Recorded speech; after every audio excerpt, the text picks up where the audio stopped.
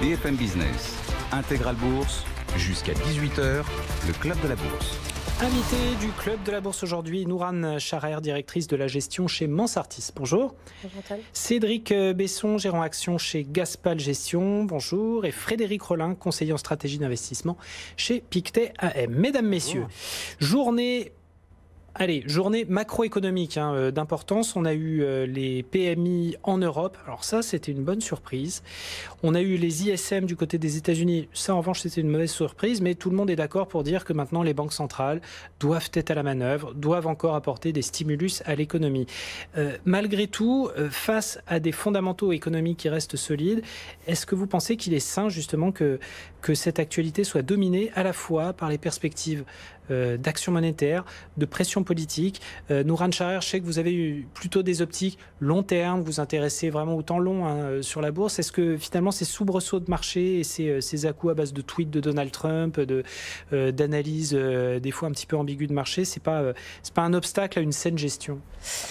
Vous avez un peu raison. Ce qui est important en gestion, c'est prendre un peu de recul et effectivement les surréactions, sous-réactions un peu court-termistes des marchés sur, vous l'avez dit, sur des tweets, sur des virgules de discours, sur des pauses, sur des mots particuliers, des adjectifs qualitatifs.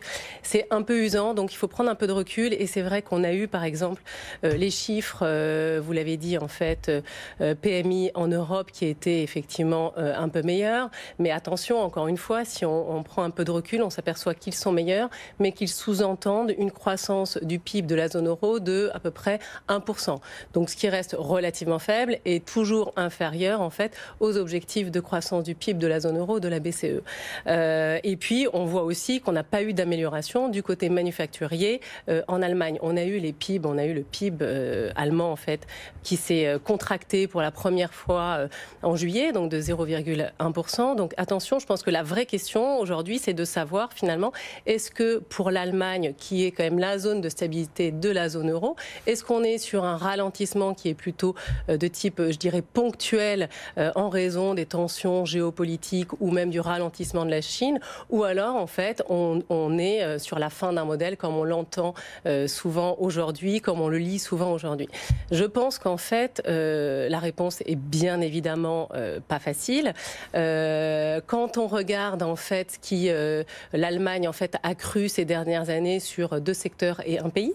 Donc les 2 secteurs, on a les biens d'équipement industriels au global et l'automobile qui représente quand même 20% en fait de l'industrie en Allemagne. Donc l'Allemagne effectivement exporte 3 véhicules sur 4. Donc à partir du moment où on a des tensions sur le monde économique mondial, forcément ça affecte effectivement l'Allemagne. Donc c'est vrai qu'aujourd'hui il faut faire attention. Je pense qu'on n'est pas non plus dans une remise en question du modèle, puisque l'Allemagne a cru quand même, elle a gagné des parts de marché sur ses concurrents européens grâce en fait à une valeur ajoutée très clairement affichée sur pas mal de secteurs et notamment sur 2 secteurs. Donc là, on n'est pas dans la fin de ce monde-là déjà, ça c'est la première chose. Et si on parle en fait d'un ralentissement ponctuel, il ne faut pas oublier quand même que l'équilibre budgétaire de l'Allemagne aujourd'hui lui permet quand même de faire face à un éventuel ralentissement budgétaire, un ralentissement économique, puisqu'elle a quand même, en fait, on a une dette qui est quand même relativement faible, une dette avec 60% du PIB. Donc aujourd'hui, je pense qu'en fait, les vraies questions, elles sont là. Quand on regarde, vous avez évoqué en fait les chiffres aux États-Unis. Aux États-Unis, c'est vrai que l'industrie manufacturière est en ralentissement. Attention, c'est que 15% en fait du PIB. La consommation qui tient, on a eu les ventes au détail en fait qui ont été des chiffres de bonne facture. On a vu les résultats des retailers aux États-Unis qui ont affiché des bons résultats. On voit Walmart, on a vu Home Depot, on a vu Target, etc. Donc en fait, on voit bien que la consommation qui est 2/3 de la croissance américaine, c'est clairement, en fait, aujourd'hui, c'est clairement un soutien. Et pour parler aussi de la dernière zone qui aujourd'hui, en fait, attire un petit peu toutes les zones, enfin, concentre en tout cas tout le stress de marché, c'est au niveau de la Chine. C'est vrai, vous avez raison, donc on a eu un ralentissement de la croissance en Chine, mais encore une fois, ce ralentissement marqué par effectivement des exportations donc en baisse, on voit bien que la consommation, qui est quand même 40% du PIB chinois, qui contribue à 60% de la croissance en Chine, tient particulièrement bien.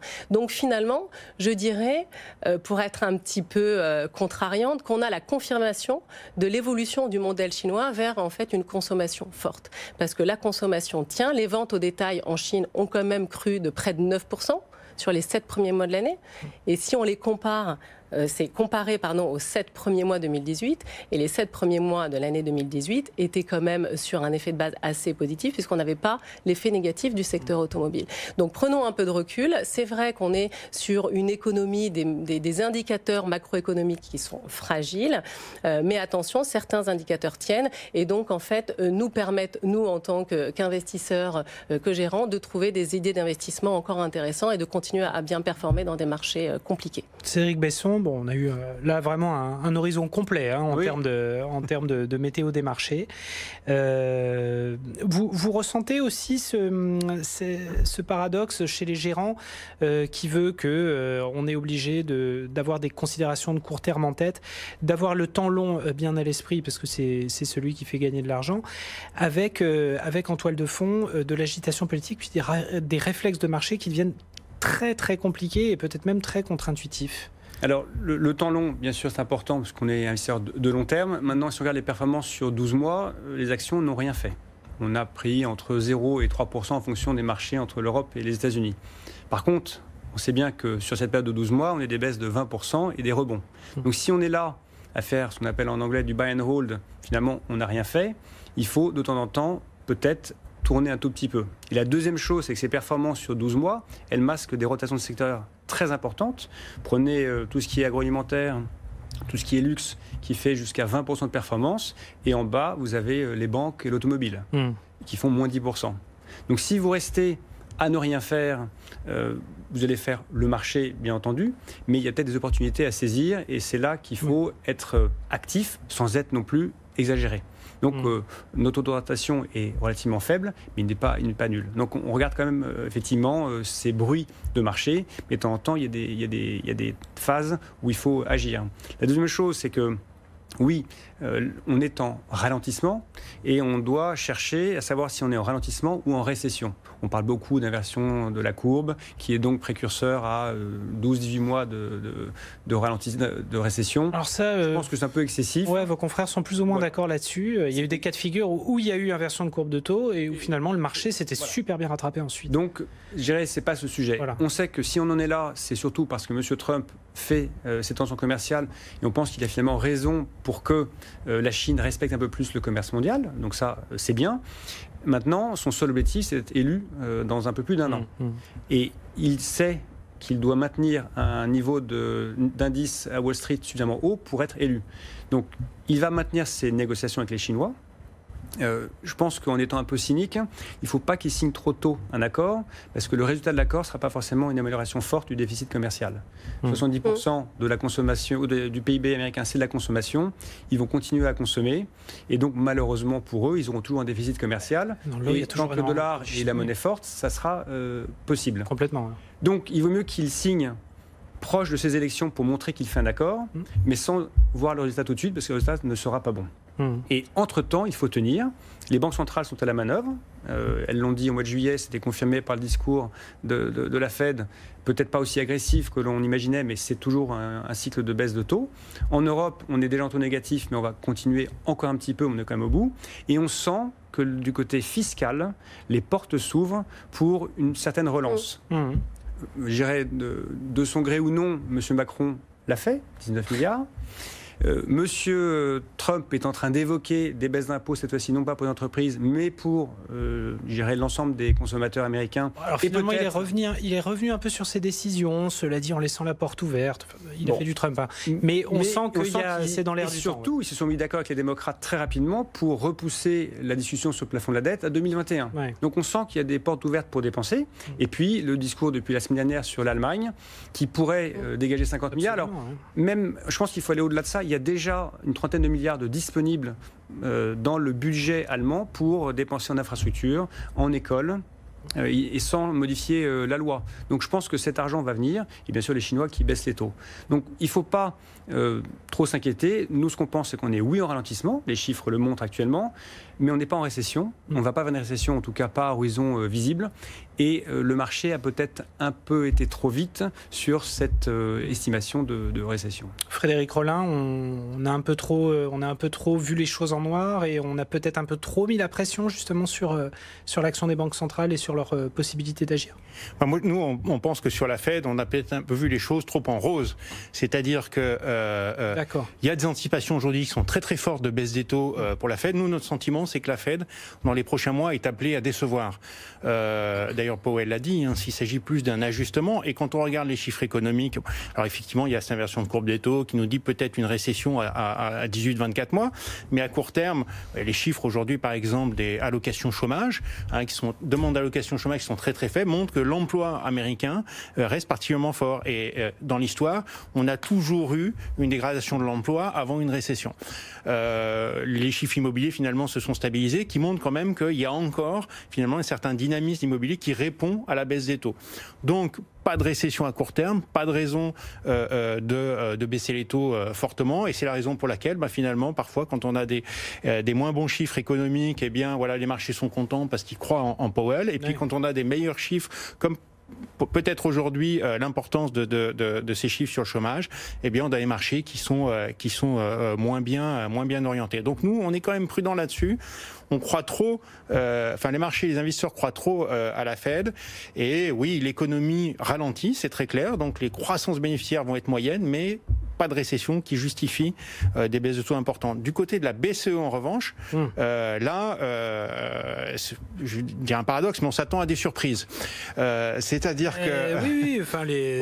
on nous a annoncé des surprises. On nous a annoncé des surprises, donc moins 0,10 au moins, reprise de l'assouplissement quantitatif. Alors peut-être une baisse encore plus importante de 0,20, pas impossible.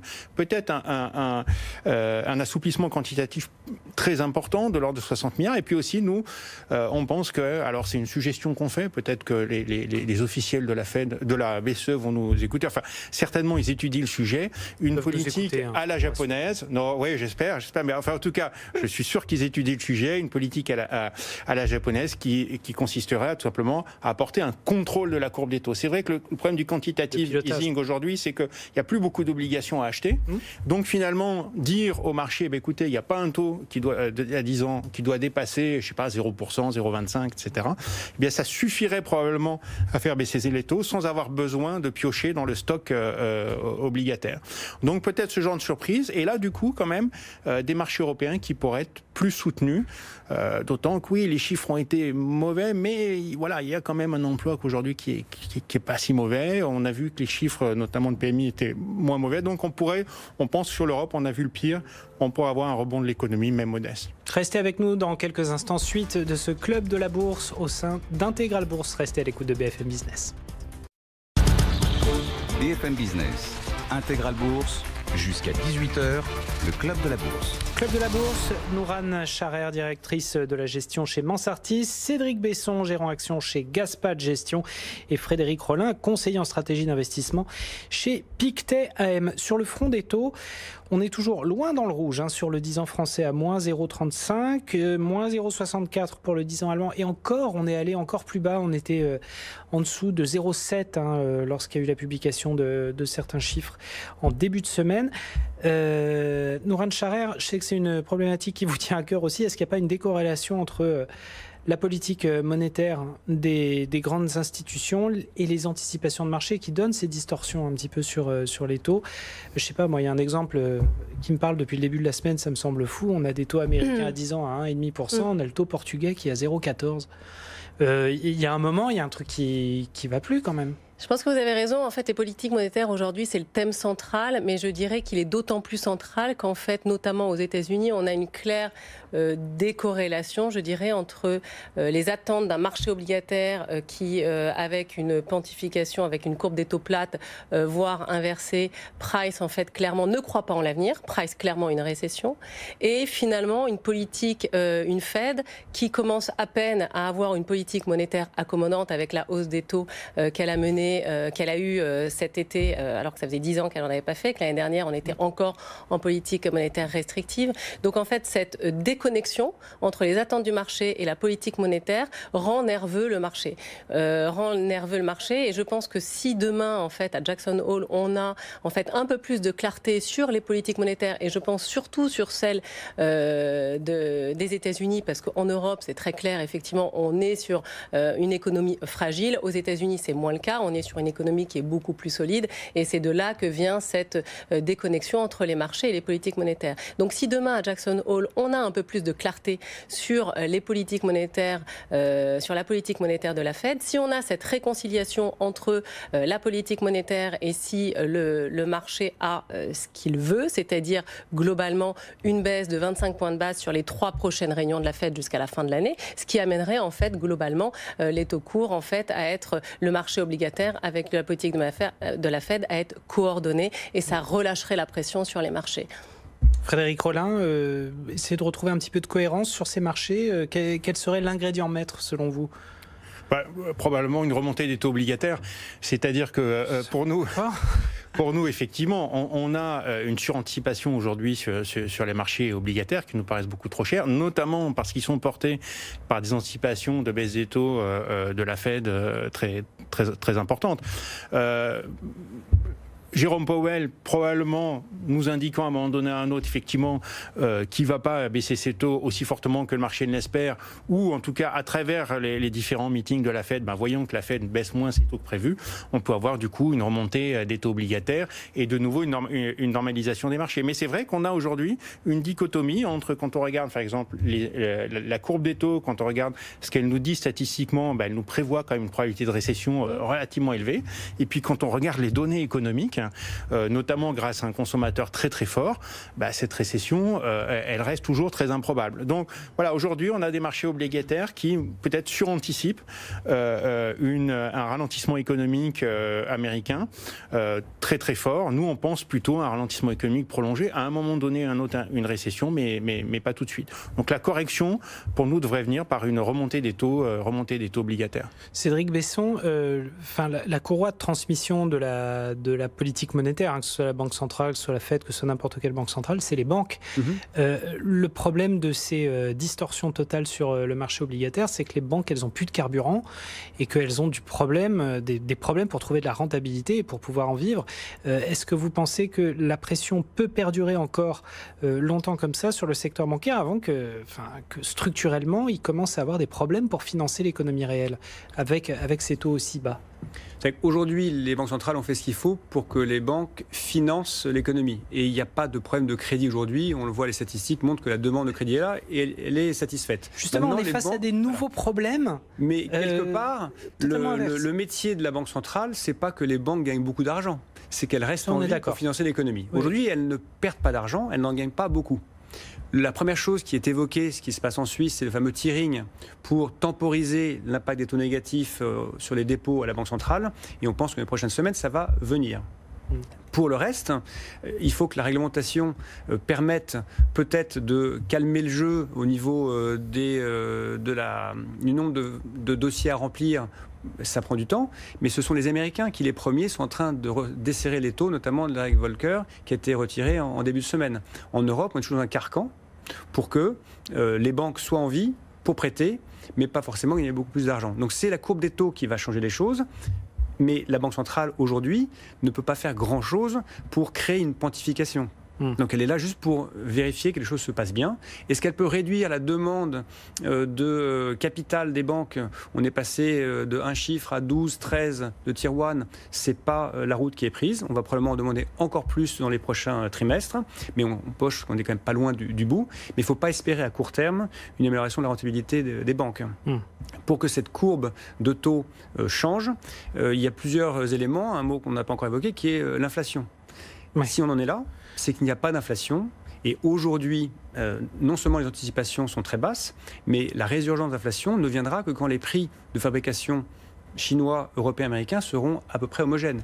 On n'en est pas là. Et il faut que les banques centrales tiennent jusqu'à ce que cette inflation revienne. Et ça peut prendre encore plusieurs années. Ça fait combien de temps qu'on attend cette inflation? Mais c'est au moins une décade. Au moins une décade. Mais c'est inhérent au progrès technologique. On a ces machines qui fonctionnent mieux, on a délocalisé. Si on reprend les chiffres d'inflation américaine quand même, on a eu 1,7 contre 1,6 attendu. Il y a un petit dérapage, mais on n'est pas loin du mandat de la Fed, qui est de 2%. Et les barrières douanières vont ponctuellement créer un petit peu d'inflation. On parle de 0,3 sur une année. Mais c'est peut-être suffisant pour essayer de modifier un peu ces anticipations. Et si on lit le discours, les minutes de la Fed, l'un des 3 critères de baisse de taux était de modifier les anticipations d'inflation pour qu'elles reviennent un peu plus positives. Donc il y a un gros travail, mais pour que cette courbe des taux remonte, il faut que l'inflation revienne. Et la deuxième chose, on parle de 16 trilliards de dettes à taux négatif au niveau mondial. Si vous prenez la somme des dettes détenues par la Fed, par la BCE, par la Banque du Japon, vous dépassez déjà 10 trilliards. Donc en fait, c'est elles qui ont mené ces taux bas et à des taux très négatifs. Si elles veulent inverser la chose, il faut qu'elles arrivent à faire remonter un peu ce taux long, pas trop, et surtout baisser ce taux bas, taux court, pour pas qu'on imagine qu'on est en inversion de courbe. Alors au milieu de tout ça et de ces distorsions du marché obligataire, je pense notamment aux devises, on a un euro qui se tient globalement face au dollar. On oscille autour de 1,11 là en ce moment. On a eu une correction assez marquée par rapport à la moyenne de ces derniers mois du côté de 1,15. Malgré tout, est-ce que c'est aussi une barrière qui nous protège, cet euro qui reste aussi stable? Nourane Charer, par exemple. Oui, alors c'est vrai qu'aujourd'hui, on n'en a pas vu les effets, notamment dans la publication des résultats du deuxième trimestre. Donc, mais ça, effectivement, heureusement, en fait, qu'on a cet euro qui va venir nous protéger en cas de ralentissement supplémentaire de la croissance. Après, j'aimerais revenir, en fait, sur ce qui a été dit. Je suis complètement d'accord. Mais je pense que ce qui est aussi important, et la question, c'est de savoir, est-ce que l'efficacité marginale, en fait, de la politique monétaire de la BCE, surtout pour le coup, va être pertinente. Parce qu'aujourd'hui, le but de la politique monétaire, c'est de relancer l'économie, pour baisser les taux pour relancer l'économie. Est-ce qu'aujourd'hui, une baisse des taux supplémentaires incitera les entreprises à investir, alors qu'aujourd'hui, avec une courbe des taux qui est négative en fait, sur l'ensemble de la courbe, par exemple en Allemagne, l'investissement ne repart pas. Donc ça, c'est une vraie question. Et c'est vrai qu'on voit une inflation qui reste faible, malgré des politiques monétaires qui ont été quand même depuis plusieurs années assez importantes. D'autant qu'on a vu, il y a des records historiques sur les rachats d'actions, sur le versement de dividendes, alors que l'investissement en dur, ça a beaucoup plus de mal à repartir. Donc on sent qu'il y a on voit bien aux États-Unis, par exemple, effectivement, que finalement les plus gros investisseurs doivent être les entreprises elles-mêmes. Donc c'est vrai qu'on se dit que les marchés aujourd'hui progressent aussi bien aux États-Unis grâce en fait aux entreprises elles-mêmes qui rachètent leurs propres actions. Et donc ça devient en fait un acteur supplémentaire qu'on n'avait pas vu encore il y a quelques années, qui commence un petit peu en Europe, qui commence très timidement, mais qui commence en Europe à venir sur les marchés. Frédéric Rollin, ça peut être aussi un catalyseur supplémentaire, les entreprises qui essaient de jouer la sécurité et consolider vraiment leurs forces en augmentant les rachats d'actions, en augmentant leurs dividendes. Ça peut être une thématique à jouer dans des configurations de marché compliquées comme ça. Alors oui, ça peut être effectivement intéressant. Ça peut être un thème en Europe où on a aux États-Unis des entreprises qui sont particulièrement endettées. On a battu des records. Et en Europe, finalement, on est plutôt en milieu de cycle. Enfin, un cycle mou, mais quand même plutôt milieu de cycle. Et donc, on a un potentiel d'endettement ou de rachat d'actions des entreprises qui est beaucoup plus fort. Donc, évidemment, vous avez un retour sur actifs qui est beaucoup plus élevé que le rendement obligataire. Et donc, plus vous rachetez d'actions, ou plus vous versez de dividendes, et plus ça fait monter le prix naturellement de votre action. Donc ça peut être une force qui peut être effectivement en faveur des marchés européens par rapport aux marchés américains qui eux ont mangé de ce point de vue-là très largement leur pain blanc. Ouais. Cédric Besson, on va peut-être commencer avant le fix-in à regarder un petit peu les secteurs d'activité que vous regardez sur le marché action. Je vois qu'il y a eu quand même pas mal de prises de profit sur le secteur du luxe aujourd'hui. On a peut-être là aussi soldé des perspectives de guerre commerciale, de problèmes sur les taux et de problèmes de change. Mais malgré tout, on sent que le marché essaie de couver le plus possible un des principaux artisans de la solidité des indices, notamment à Paris avec LVMH. Est-ce que c'est un secteur qui va être en ligne de mire ces prochains mois, le secteur du luxe ? C'est-à-dire qu'on a eu un très beau rebond hier quand même d'LVMH qui prenait plus de 3%, il repère la moitié aujourd'hui. Donc oui, c'est une réaction de court terme. Mais c'est vrai que ce secteur du luxe qui a très bien performé, avec ce qui se passe notamment à Hong Kong depuis quelques semaines, le marché commence à s'inquiéter sur les prochains trimestres à la marge. Parce que comme tu le disais, en Chine, la consommation est là. Et ils veulent toujours acheter le dernier sac en cuir qui sort. Donc on pense que les résultats ne seront pas forcément décevant, mais si vous vous souvenez, au niveau des publications, que ce soit en début d'année ou même au mois de juillet, les titres du secteur du luxe prenaient entre 5 et 6% post-publication. Ouais. Donc ça a surpris. On pense que les surprises ne sont pas forcément aussi fortes. De là, imaginer une forte dégradation, on ne pense pas encore. On note quand même au niveau de l'activité que si on prend les réseaux, que ce soit dans les aéroports, que ce soit dans les boutiques, ne serait-ce qu'en Chine, l'activité est toujours assez soutenue. Donc moins de surprises positives, mais pas de déception pour autant. Là, c'est effectivement une prise de profit sur un très beau parcours. Et comme on l'évoquait en préambule, ça fait 12 mois que ce secteur caracole. De là, imaginer qu'il fasse la même performance les 12 prochains mois, en relatif, probablement pas. De là, le voir sous-performer fortement, nous, c'est pas notre avis. Oui, surtout que ça a été un peu nos GAFA à nous. Donc voilà. On y tient, on veut les protéger. On s'accroche à notre visibilité. C'est ça. Et vous avez ça sur ce secteur-là et le secteur de la santé également. Allez, fixing dans quelques minutes à Paris. On va faire le point sur les marchés. Il y aura Mickaël Jacobi avec nous et puis on reprend rapidement ce club de la bourse. À tout de suite. Il y a quelques minutes de la clôture à Paris, le CAC 40 perd 1%, 5381 points. On a un petit peu décroché des 5400 en cours de séance. Et puis, du coup, on a eu quelques petites secousses de marché. 5381 pour le CAC 40, le DAX à Francfort, moins 0,6%. Et la tendance à Wall Street, légèrement baissière, moins 0,11% pour le Dow Jones, le S&P 500, moins 0,32%, et moins 0,7% pour le Nasdaq. Mickaël Jacobi est avec nous. Rebonjour Mickaël.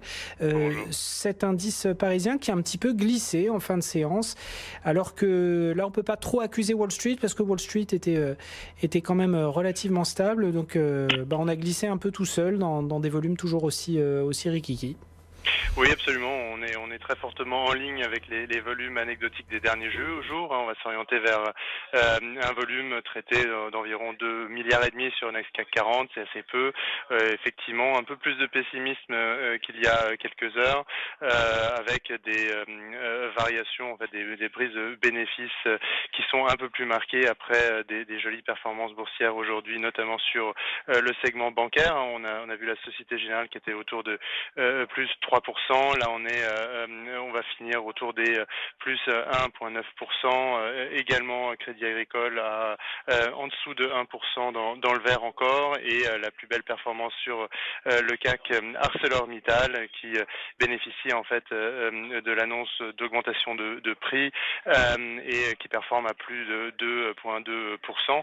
Alors, effectivement, beaucoup de technologiques en baisse. On a notamment Dassault Systèmes qui est fortement dans le rouge, à moins 3,5%.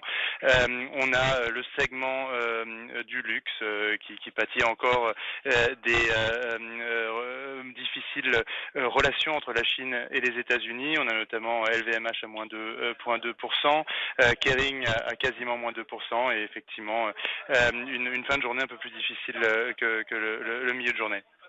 Un petit coup d'œil sur l'euro, on le disait avec nos invités, ça nous sauve un petit peu la force de l'euro. On a eu un tout petit décrochage, les indices PMI européens qui sont sortis, ça nous a permis de grimper un petit peu à 1,11 face au dollar, et puis là on s'est un petit peu affaibli en fin de séance à 1,1085. Oui, alors effectivement, on a beaucoup de volatilité actuellement à ce niveau-là également, et malheureusement peu de visibilité en tous les cas, que ce soit sur le FX ou les indices actuellement. Donc l'indice de la peur est à nouveau assez fortement élevé du fait d'un manque de visibilité sur beaucoup de segments, que ce soit la macro ou la politique à proprement parler. Merci Mickaël Jacobi, on est en repli d'1% sur le CAC 40, 5381 points. Francfort, moins 0,6%. On a l'indice MIB à Milan qui se tient plutôt bien, moins 0,04%. Alors c'est vrai qu'on a eu pas mal de volatilité après les atermoiements politiques à la tête de l'État. Du côté de Londres, moins 1% pour le FTSE. Les marchés américains, moins 0,07% pour le Dow Jones, moins 0,27% pour le S&P 500. Le Nasdaq, moins 0,61%. Série de résultats encore très très bons dans le domaine de la distribution et de la consommation aux États-Unis, avec Dick's Sporting Goods qui gagne 4,2%. Très forte hausse pour BJ's qui est très regardé du côté des marchés américains parce que c'est un teneur d'entrepôt de commerce et c'est un petit peu un signal avant-coureur des tendances de consommation. En tout cas, il est considéré comme tel du côté de Wall Street et le titre se porte très bien, plus 13,9%. En revanche, L Brands, la maison mère de la lingerie Victoria's Secret, là ça va moins bien, moins 7,9% après publication de résultats décevants, notamment pour la marque de lingerie, alors que les performances des autres marques semblent un petit peu mieux se tenir. On a Apple aussi avec des rumeurs qui sont distillées de ci de là sur les nouvelles fonctionnalités d'une nouvelle version de l'iPhone X qui devrait être disponible à la fin de l'année. Ça permet au titre Apple de limiter un petit peu la casse alors qu'il y a de la pression sur les technos américaines. Là, le titre est quasi inchangé à moins 0,2%. Et puis, on a toujours de bonnes réactions aux performances des groupes qui ont publié leurs résultats un petit peu avant. C'était il y a 2 jours, c'était Urban Outfitters du côté des États-Unis. Le titre gagne 3,9% et encore une fois, c'est la consommation qui signe les meilleures performances de Wall Street ces derniers jours en termes de résultats. Le fixing, ça y est, on est sous le pourcent de baisse. On est à moins 0,96% pour le CAC 40, 5383 points. L'euro, $1,1083. BFM Business, Intégral Bourse, on refait la séance. Ça y est, on a mis le timestamp, donc reprise des valeurs bancaires du côté du CAC 40, prise de bénéfices sur le luxe. Ça, on en a pas mal parlé. On a parlé des taux, on a parlé de la Fed, on a parlé de... Allez, on va parler des secteurs qui vous font plaisir, de ceux qui vous regardez pour cette fin d'année. Nouran Charer, est-ce qu'il y a des secteurs, on essayait de voir ça un petit peu ce matin, des secteurs peut-être un petit peu pour contrer cette incertitude des marchés que vous regardez plus particulièrement? Alors en fait, si on résume un petit peu, le marché aujourd'hui, qu'est-ce qu'on a? On a un manque de visibilité, une macro faible et des taux bas. Donc dans cet environnement de marché, qu'est-ce qu'il faut jouer? Alors je pense qu'il ne faut pas s'arrêter sur des secteurs, mais sur des stratégies et sur plutôt, je dirais, peut-être un peu des styles d'investissement. Je pense que dans cet environnement-là de marché, il faut privilégier les valeurs de croissance avec des croissances de chiffre d'affaires qui reposent en fait sur des thématiques de croissance forte et structurelle. Donc ça, c'est la première chose. On va privilégier en fait les valeurs avec des leviers opérationnels élevés, c'est-à-dire qu'avec une légère inflexion du chiffre d'affaires, on va retrouver en fait une importante augmentation au niveau de la marge. Et enfin, de manière plutôt défensive, on va plutôt sécuriser le bilan avec des niveaux de free cash sécurisés et un levier financier faible.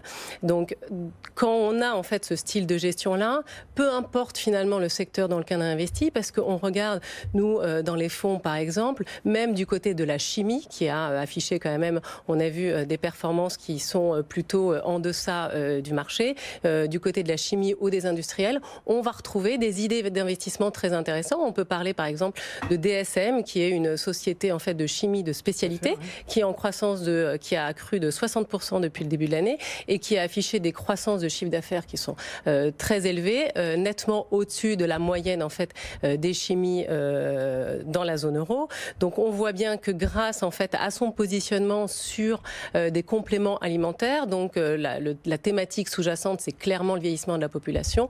On voit bien en fait que c'est des idées d'investissement qui tiennent et qui performent bien. On a Schneider Electric que tout le monde connaît, c'est effectivement une industrielle. Aujourd'hui, le secteur industriel en fait pâtit un petit peu de cet affaiblissement de croissance, mais on voit bien Schneider qui a cru de 40% depuis le début de l'année. Pourquoi? Parce qu'aujourd'hui, Schneider Electric, ça n'est plus une société de biens d'équipement industriel, mais elle devrait plutôt être valorisée comme une société de croissance. On a l'Internet des objets qui représente 45% du chiffre d'affaires chez Schneider. Donc en fait, je pense que c'est effectivement, il faut vraiment privilégier des sociétés avec des croissances structurelles fortes, levier opérationnel fort et des bilans sains. Et en fait, avec ça, peu importe les secteurs sur lesquels on investit, on trouve en fait des sociétés intéressantes qui performent très bien et qui nous permettent de bien performer dans l'ensemble des fonds chez Mansartis. C'est curieux parce que j'avais un gérant là tout à l'heure qui, alors lui, il est sur la techno, il est à la tête d'un fonds, il va chercher les sociétés qui font de la disruption, dont le business model va chambouler tout un système économique pour aller trouver de la valeur. Donc ça, c'est effectivement, c'est une forme de recherche de la disruption. Cédric Besson, votre stratégie, vos grands axes pour cette fin d'année? Notre stratégie, c'est de regarder dans nos fonds le dividende. On a la société, on la regarde finalement par ce qu'elle distribue aux actionnaires et non pas par son chiffre d'affaires. D'accord. Ça revient à terme à regarder quand même des sociétés de croissance. Mais si une société est capable de payer un dividende sur tout un cycle, et si possible en croissance année après année, c'est une société qui est vertueuse et qui est sur un bon marché. Donc on filtre l'univers par ce prisme du dividende et on regarde si dans les prochains trimestres, dans les prochaines années, on va être capable d'être sécurisé sur cette distribution, surtout dans un monde de taux négatifs. Je prends deux exemples. L'automobile, aujourd'hui, et même des belles sociétés comme BMW, a été une très belle société, très belle performance, avec de fortes ventes, forte croissance sur les pays émergents. Maintenant, avec le changement de la motorisation, donc de l'atmosphérique à l'électrique, il y a beaucoup d'investissements à faire en recherche et développement, en capacité, qui vont pomper sur la génération de cash de la société. Qui pompe déjà pas mal dessus. Hein, et donc, on n'ira pas sur le dividende pour l'actionnaire. Il va falloir patienter quelques trimestres, voire quelques années pour retourner sur ce secteur automobile. Par contre, de l'autre côté, on a évoqué le luxe ensemble. Trimestre après trimestre, vous avez une génération de cash qui est très importante, avec un outil de production qui est déjà largement amorti, et donc rapidement, vous descendez les comptes et vous avez plus de dividendes pour l'actionnaire. Et même si le cours de bourse augmente, finalement, ce dividende l'accompagne et voire le dépasse.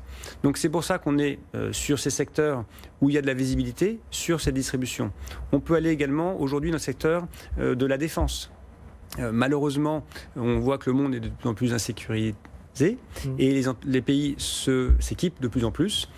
Et donc défense et aéronautique, c'est souvent les mêmes entreprises. Eh bien, il y a là aussi une belle activité de cash flow. Et je terminerai peut-être sur un secteur controversé qui est celui de la santé. Oui, vous en avez parlé tout à l'heure. Voilà. Interrompu, mais j'allais vous relancer là-dessus. C'est controversé parce qu'on sait très bien qu'à une année des élections américaines, vous allez avoir d'un côté des démocrates américains qui vont faire baisser le prix du médicament. C'est un bouc émissaire facile. Donc il faut, nous on pense, garder justement la vue long terme sur la création de nouveaux médicaments, le développement de la biotechnologie. Et les besoins sont là et la population mondiale grandit. Les Chinois s'équipent et achètent des médicaments. Donc même s'il y a un lobby pour essayer de faire baisser le prix, au bout du bout, les laboratoires arrivent à créer de la valeur. Donc il faut accepter la volatilité pendant cette année électorale, mais rester sur ce secteur. Frédéric Rollin, quelques recettes pour bien identifier les entreprises de croissance à jouer pour la deuxième moitié de l'année?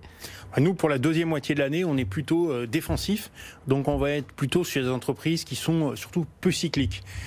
Donc peu sensibles donc, au cycle économique. Donc ça va être par exemple la santé, donc on en parlait.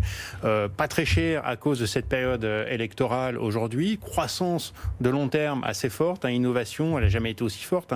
La FDA, donc l'autorité américaine, n'a pratiquement jamais autant approuvé de nouveaux médicaments. Et puis les pays émergents, effectivement, le vieillissement de la population. Donc une tendance très forte sur lesquels on peut investir aujourd'hui sur des prix tout à fait raisonnables. Et puis en plus, si jamais il y a ralentissement économique, ma foi, en général, les gens ne se soignent pas moins. C'est relativement peu cyclique. Donc c'est un secteur qui nous paraît intéressant. Certains secteurs des collectivités locales, notamment le secteur de l'eau, alors ce sont les secteurs qui sont généralement les collectivités locales, donc à faible croissance. Mais là, dans le secteur de l'eau, on peut trouver quand même de la croissance. Généralement, il y a du rendement et du dividende. Ouais, et en plus, il y a du dividende. Donc ça peut effectivement fournir du dividende. Et puis récemment, nous sommes aussi revenus sur les bancaires. Non. Si. Attendez, depuis le début de la semaine, j'interroge sur les secteurs. Il n'y en a pas un qui joue le secteur bancaire. Eh bien voilà. Eh bien voilà. Donc c'est un excellent signe d'ailleurs, parce que si tout le monde vend, ma foi, qui va vendre, et donc ça peut, le secteur peut remonter derrière. Figurez-vous que pas tout le uniquement monde, pour ça. mais tout le monde l'attend ce signe quand même, parce que c'est vrai que. Alors nous on revient maintenant. Il y a des choses à jouer. On commence à avoir quand même quelques soubresauts. On a l'impression quand même que les gros efforts concernant la réglementation ont été faits. Il y en a encore un petit peu, mais les gros efforts ont été faits. Les gros efforts d'investissement, notamment aussi en informatique, ont été faits. Et puis les prix sont quand même particulièrement intéressants. Donc dans l'ensemble, oui. Et puis là, pour le coup, on a le sentiment que quand même, compte tenu des prix, ça va être plutôt défensif en cas de ralentissement du cycle économique, ou même en cas de déception sur l'économie. Donc dans l'ensemble, effectivement, des secteurs plutôt défensifs, dont certains à croissance long terme, comme le secteur de l'eau ou comme la santé. Et puis là, pour les bancaires, plutôt une question aussi de prix. Parce que la croissance long terme sur les bancaires, on n'en aura peut-être pas beaucoup, mais au moins, on pense qu'il suffirait que ça se stabilise, au fond, compte tenu des valorisations, pour avoir un beau rendement. Ça peut être suffisant sur quelques belles franchises en Europe, qui ont une belle clientèle auprès des ménages. Peut-être aussi ceux qui ont pris le pli de la numérisation, qui sont peut-être en avance. Oui, alors certaines effectivement ont fait de forts investissements et se retrouvent aujourd'hui plutôt sur des prix intéressants, et avec les efforts sont plutôt derrière eux. Bon. Je retiens qu'il y a au moins un gérant, professionnel de marché qui revient sur et puis le la semaine secteur prochaine, bancaire. Peut-être un second, vous savez pas. Ou peut-être un qui reviendra sur le secteur automobile. Alors ça impressionnerait. Non, j'ai des tas de questions à lui poser. Pas d'abord parce que c'est relativement cyclique.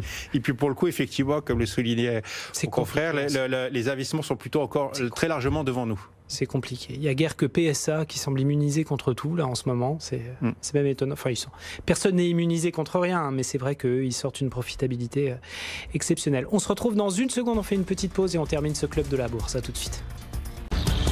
BFM Business, Intégral Bourse, jusqu'à 18h, le club de la bourse.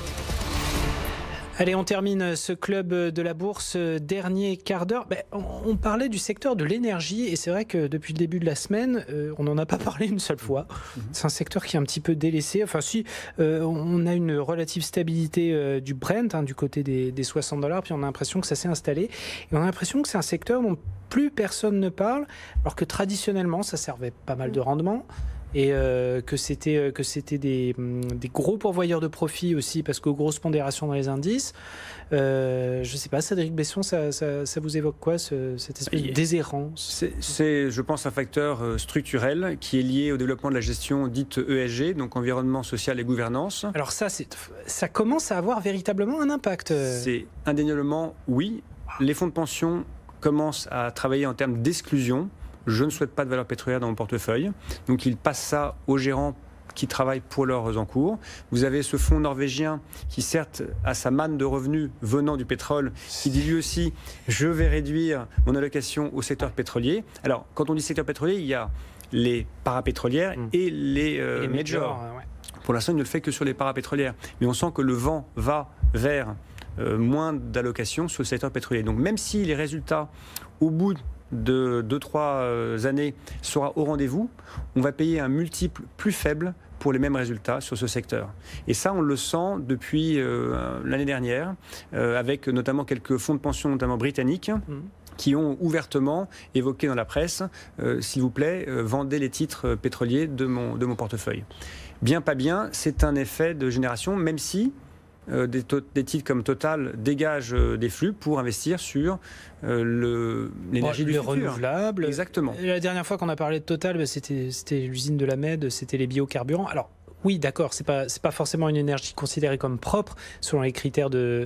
Mais enfin, ils investissent dans les énergies renouvelables, dans l'électrique, dans la batterie, assez fortement. Voilà. Donc peut-être qu'avec le temps, ils vont regagner une odeur de sainteté pour beaucoup d'investisseurs, mais pour l'instant, le secteur est en difficulté. Et la deuxième chose qui est plus conjoncturelle, on a parlé beaucoup des taux d'intérêt, mais on n'a pas parlé du prix du pétrole. On a quand même vu ces dernières semaines jusqu'à $56 le baril de Brent, parce qu'il est assimilé à un ralentissement économique. On venait de 65. Totalement, oui. Donc le secteur a souffert aussi par rapport à cela. Noran Charer, justement, le prix du pétrole, c'est quelque chose que vous regardez un petit peu en ce moment? Alors, pour rebondir sur ce qui a été dit, dit, nous, on n'a pas du tout de pétrolière. Alors, non pas que nous sommes... Alors qu'on est ESG sur l'ensemble de la gamme chez Mansartis. Mais ce n'est pas forcément ces considérations-là. Mais ce n'est pas ces considérations-là, parce qu'en général, les pétrolières ont plutôt, en plus, une bonne notation ESG. Non, disons que nous, autant sur le secteur pétrolier que sur le secteur bancaire, je dirais que c'est la même analyse. On n'est pas sur des secteurs qui fluctuent en fonction de facteurs exogènes que l'on ne maîtrise pas. Le prix du pétrole, très clairement, l'offre et la demande, c'est compliqué. L'offre, surtout, on l'a vu, en fait. Et sur le secteur bancaire, en dehors, effectivement, des problématiques structurelles, en fait, du secteur, on voit très bien que la courbe des taux, c'est compliqué. Tout le monde, tous les investisseurs se trompent globalement. En début d'année, tout le monde a anticipé, effectivement, une pontification de la courbe. Donc, effectivement, tout le monde a investi sur le secteur bancaire. Aujourd'hui, le secteur bancaire, pour nous, en fait, a plusieurs problèmes. Et on n'est pas, pour nous, sur ces deux secteurs, sur des croissances visibles et encore moins maîtrisées. En tout cas, selon notre prisme. Frédéric Rollin, l'énergie, ça... Alors, rien à rajouter par rapport à ce qui a été dit, mais j'ai envie du coup de parler de la Russie, puisque finalement, voilà, il y a pas mal de valeurs pétrolières en Russie. Nous, on continue de trouver que les actions russes sont particulièrement intéressantes, je dirais, un peu quel que soit le prix du pétrole. Pourquoi ? D'abord, elles sont incroyablement peu cher.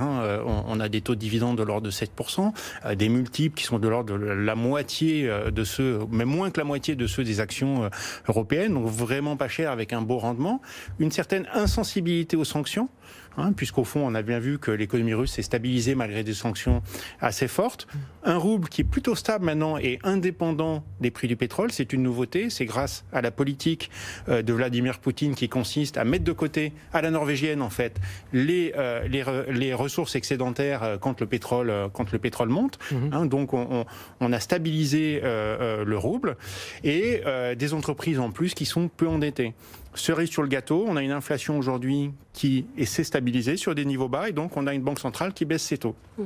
Donc vous avez des dividendes très élevés, un ensemble économique qui est plutôt bon, et puis une banque centrale qui va baisser ses taux et qui donc valorise les actions qui ont des dividendes élevés. Donc on a eu des performances assez exceptionnelles de la Russie. On parlait à juste titre que les marchés avaient été proche de la nullité depuis un an. Les actions russes, voilà, c'est beaucoup plus que 10%, plusieurs dizaines de pourcents. Donc nous, voilà, on est dans cette optique-là. Donc finalement, c'est vrai que les valeurs pétrolières peuvent avoir ce handicap. Dans ces cas-là, on peut peut-être aller chercher des actions russes pour remplacer son secteur pétrolier. C'est vrai que non, mais hors marché actions, c'est vrai qu'on n'a peut-être pas conscience, mais par exemple, c'est le deuxième marché de Renault. À l'export. Oui. C'est une zone extrêmement importante pour l'ensemble du marché automobile qui est vraiment sur une pente baissière ces derniers mois. La Russie reste de la croissance en tout cas. Et c'est vrai que c'est effectivement quelque chose à regarder. Plus généralement, c'est vrai qu'il y a un autre sujet qui passe un peu à l'as en ce moment et on a tort de s'en désintéresser parce qu'on reste un petit peu focalisé sur la Chine, les États-Unis. C'est les marchés émergents. Alors, il y a des arbitrages à faire sur certaines zones, mais est-ce que c'est une thématique à mettre en portefeuille sur cette deuxième partie d'année, Cédric Besson ? Alors, nous, on est revenu sur la partie taux d'intérêt émergent, puisqu'on a un rendement d'à peu près 5,5-6%, donc qui est plutôt porteur. Là, au moins, il y a du rendement. Voilà, il y a du rendement, que ce soit en dollars ou en devises locales. Oui. Après, il faut bien sûr accepter la volatilité, mais si on ne parle pas de récession mondiale, ces pays ont un taux d'endettement qui n'est pas excessif, une activité qui est là, et donc sont capables de payer les coupons. Voilà. Donc bien sûr, il faut éviter la Turquie, il faut éviter l'Argentine, donc il faut savoir bien sélectionner les zones sur lesquelles investir, mais au niveau taux d'intérêt, on est revenu. Pour ce qui est des actions, le problème quand on dit les émergents, pour une grosse partie, c'est la Chine. Et, oui, tout à fait. Voilà. Et la Chine a eu de très belles performances sur lesquelles on a pu investir. Aujourd'hui, on est un petit peu sur l'attente de la tendance que sera donnée dans les prochaines semaines. On sent que l'État agit sur la baisse des taux pour essayer de relancer son économie. Les tensions commerciales pèsent quand même sur le taux de croissance. Donc on préfère voir le passage en dessous du 6% de croissance long terme du pays pour voir comment va réagir le marché, pour peut-être revenir un peu plus loin. Donc on n'est pas là pour revenir fortement sur la partie émergente asiatique. Pour ce qui est donc la Russie, je suis assez d'accord que c'est vraiment pas cher et que Poutine arrive à très bien vivre malgré les sanctions, donc pourquoi pas. Et pour ce qui est de l'Amérique du Sud, l'année agréable pour le nouveau président brésilien est derrière nous. Donc les choses deviennent un peu plus difficiles, on attend du concret. Ouais. Et je ne parle même pas de l'Argentine. Donc on est plutôt sur la partie taux émergente, mais moins sur la partie action.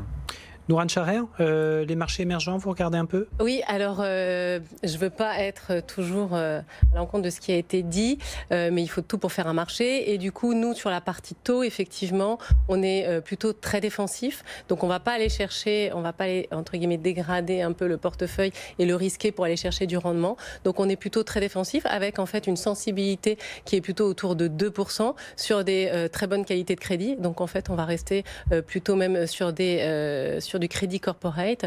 Et sur les marchés actions, effectivement, ça rejoint un peu ce qu'on fait en termes de stock picking, puisqu'en fait, le risque, on le prend vraiment sur nos convictions en stock picking. Mais finalement, quand je vous disais, on essaye d'être sur des croissances qui sont maîtrisées avec là où il y a de la valeur ajoutée. Finalement, sur les marchés émergents de type Amérique latine, on voit bien effectivement que la croissance repose beaucoup trop sur un secteur et sur notamment le pétrole. Donc, on préfère effectivement dans ces cas-là sur les marchés aller sur les marchés asiatiques actions. On en a dans les portefeuilles de manière modérée tout de même, mais la croissance asiatique, on la joue plutôt au travers les sociétés aux États-Unis et en Europe qui sont exposées en fait à cette croissance qu'on pense qui tiendra en tout cas les 6% dans les prochaines années. D'accord. Ouais, de manière un petit peu indirecte, via l'exposition des entreprises qui sont peut-être un petit peu plus connues. Oui, tout à fait. Et puis avec une consommation. Donc c'est vrai que si on a joué effectivement les valeurs industrielles il y a à peu près maintenant 7-8 ans de ça, les valeurs industrielles, notamment les biens d'équipement allemands qui étaient exposés à la croissance chinoise. Aujourd'hui, effectivement, on n'a pas du tout de ces valeurs-là en portefeuille. On reste très présent plutôt sur les valeurs de la consommation, puisque la consommation, on l'a bien vu dans les chiffres des publications des résultats en Europe et aussi en Chine. Ça tient très bien et la croissance continue à être au rendez-vous dans toutes les zones dans le monde. Frédéric Rollin, quelques idées sur les émergents ? Alors nous, on est la Russie. plutôt positif sur les émergents. Sur les taux d'abord, donc rendement effectivement très élevé. Puis quand on regarde la dette émergente, notamment en monnaie locale, c'est beaucoup l'Amérique latine. Et l'Amérique latine, on voit des inflations qui avaient dépassé les bandes des banques centrales dans les années précédentes et qui nous ont rejoint. Et donc des possibilités encore là de baisser les taux. Et donc pour les obligations, évidemment, des baisses de taux directeurs. On y est. Voilà, c'est plutôt bon. Une croissance économique qui est plutôt très largement en dessous de son potentiel, qui est encore faible. Voilà, on sort un petit peu des attaques des dernières années. Donc voilà, la croissance remonte un petit peu. Pas trop forte, elle ne créera pas d'inflation, mais suffisamment solide pour nous laisser un bon espoir d'être remboursé en tant qu'investisseur obligataire. Donc voilà, une classe d'actifs qui nous paraît assez intéressante. Et puis aussi, on aime bien les actions émergentes. Finalement, il y a un paradoxe depuis le début de l'année. Le ralentissement économique, quand on regarde les indicateurs, c'est surtout les États-Unis, l'Europe, le Japon. Finalement, les émergents tiennent mieux et pourtant, les performances des actions émergentes, probablement en raison des craintes sur une récession éventuelle ou sur les impacts de la guerre commerciale sont très en retard. Mais quand on regarde à la fois les valorisations et la dynamique économique, donc au fond les fondamentaux, il nous paraît que les actions émergentes sont intéressantes, en tout cas beaucoup plus intéressantes que les actions américaines. Nouran Charer, directrice de la gestion chez Mansartis, Cédric Besson, gérant action chez Gaspal Gestion et Frédéric Rollin, conseiller en stratégie d'investissement chez Pictet AM. Merci d'avoir été avec nous dans ce Club de la Bourse et merci à vous d'avoir assisté à cette nouvelle édition d'Intégral Bourse. Je vous retrouve demain matin à partir de 10h dans Intégral Placement. Au revoir. BFM Business, Intégral Bourse, jusqu'à 18h, la bourse en temps réel.